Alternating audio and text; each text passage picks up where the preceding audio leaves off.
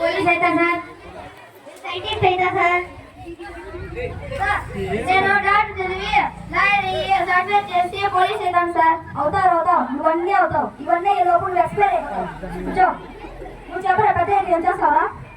పెళ్లి చేసుకుంటా సార్. అది కాదురా, పెద్ద అయ్యాక ఏం సాధిద్దామని పెళ్లి కొడుకుని అవుతా సార్.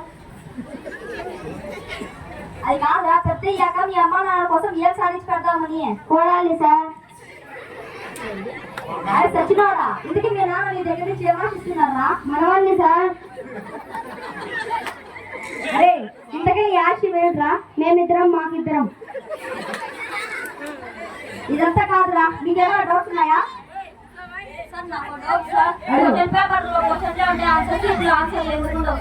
మీకు ఆన్సర్ షీట్ ఆన్సర్ మీరు ఎలా చదువుతారా? ముక్కులారా చెట్టు కింద కూర్చొని గురుత్వాకర్షణ శక్తి కనుగొన్న న్యూటన్. దీన్ని బట్టి మీకు ఏమర్థమైంది? నేను చెప్తాను సార్. క్లాస్ లో కూర్చుంటే ఏమి కనిపెట్టలేము సార్. అయితే క్లాస్ లో కూర్చోద్దు, బయట వెళ్ళు. అరే గౌతమ్ లే, నీళ్ళలో రాయి మునుగుతుంది, కప్ప తేలుతుంది. ఎందుకు? కప్పకి ఈత వచ్చి రాయికి ఈత రాదు సార్. దెబ్బ తగిలితే ఏం చేస్తారా?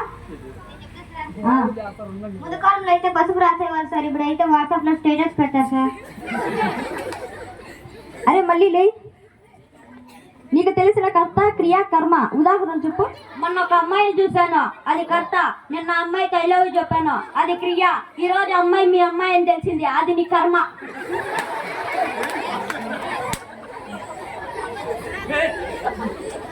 అరే గౌతమ్ లే, నువ్వు దేవుణ్ణి చూడగలవా? లేదు సార్. దేవుణ్ణి టచ్ చేయగలవా? లేదు సార్. అంటే దేవుడు లేనట్టే సార్. అయితే మీరు మీ బ్రెయిన్ చూడగలరా సార్? లేదు.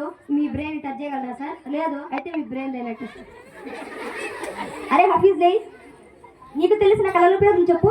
ఎదురింటి శశికళ, పక్కింటి చంద్రకళ, వెనకింటి పద్మకళ.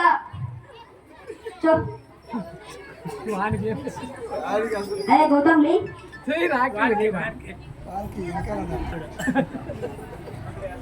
చేపిస్తే ఎంతరా సార్? మా నాన్న చెప్పాడు, ఏదో నేను చెత్త తీయకూడదన్నాడు సార్. అరే ఖలీఫా, నువ్వేంటో ఆలోచిస్తున్నావు సార్? 5 నుంచి 5 ఎలా పోతుంది సార్? బస్సులో పోతుందా, ట్రైన్ లో పోతుందా, లేదంటే ఎవరైనా బస్సులో పోతుందా సార్? నీ తల మీద నిలిచిపోతుందిరా, కూర్చో. అరే ఇప్పుడు మీకు ఒక సన్నివేశం చెప్తా. అరే నేను చెప్పింది సన్నీ లియోన్ వేషం కాదురా, సన్నివేశం. చెప్పండి సార్. అది హాస్పిటల్ ఉన్న కరోనా పేషెంట్లకి అమెరికన్లు ఇండియన్లు ఎలా ధైర్యం చెప్తారో తెలుసా? అదే అమెరికన్లు గెట్ వెల్ సూన్ అంటారు, అది ఇండియన్లు అయితే అరే మన ఇదే రోగంతో మా ఇంటి పక్కన చచ్చిపోయాడు, నువ్వు కొంచెం జాగ్రత్తగా ఉండు అంటారు.